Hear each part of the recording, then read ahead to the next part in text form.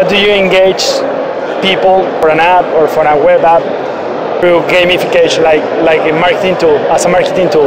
As a marketing tool. Yeah. It's all about two things mainly. First of all, the business objectives, because it works for marketing as it works for everything that revolves around humans. Okay, this is a human-centric solution. So if it's got people, you could use gamification. So first of all, business objectives, and secondly, and for me most important, the motivational drivers. Okay, so you need to understand what your audience seeks, not only just the problems that they are trying to solve, but normally in everyday life, what drives them? Is it a sense of purpose? They're always on a mission, or is it because they want to get to the next level? Because different people are driven by different motivations, and when you know what drives them, you can use game mechanics and game dynamics that target those drivers and really change their behaviors. What is the easiest way to introduce gamification within an app, for example? The easiest way. So I'm going to say the consultant answer is it depends. Okay, it depends on the app, depends on the context. But again, it's all about if you have a step-by-step process where you identify what are you trying to change in the app. Are you trying to make it more viral? Are you trying to make it more engaging? Want it to last more or just get more users? And according to the different objective that you have, you get to the list of behaviors that you want to trigger. Want them to register or log in repeatedly or like a post or connect or whatever. And then you decide when those behaviors want to happen and for whom do they want them to happen, who are the people, what are, again, their motivational drives. And then you just, for me it's really helpful to create a narrative around it.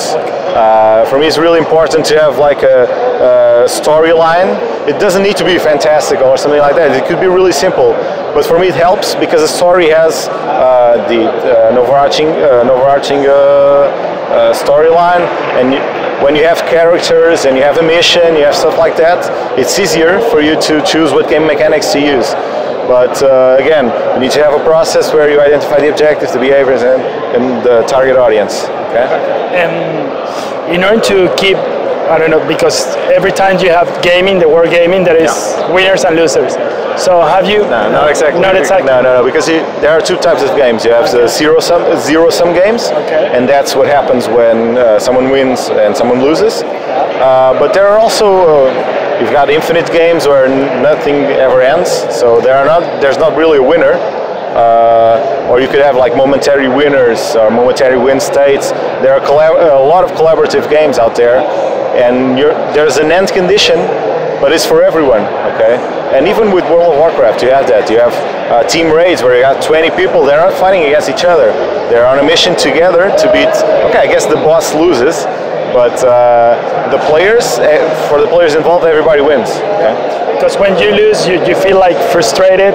Yeah. And then you can. Sometimes it's important. Yeah. Okay. Sometimes it's important because failure is a big player in the learning process. You need to fail to know what you did wrong, so you can really learn and do it better. But it all depends. Again, it all depends on what type of experience you're trying to create. If, for example, if it's a learning platform, you should probably not make people compete, okay? Because it doesn't help the learning process. But if it's like for a contact center, where you're not really worried about the turnover or if they get mad about it, competition is really, and a lot of solutions are competition-based for contact center, and they work. So in last question, how do you keep motivated and loyal that people that feel like losers? How do you motivate people that feel like losers?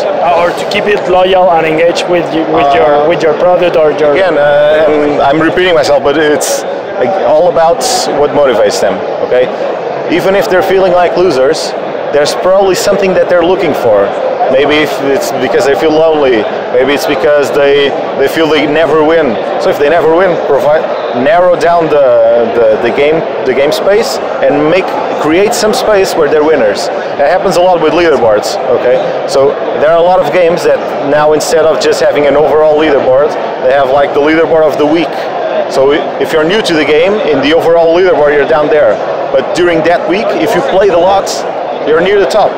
or there's a leaderboard of your friends. There's a you can have a leaderboard of your own. You're the only player, but you're the first one. Okay, and there's always ways to make someone feel special, and that's an important part of games too. You can always find some way to make someone feel special. Okay, perfect. Okay. Thank you so much. Thank you so much.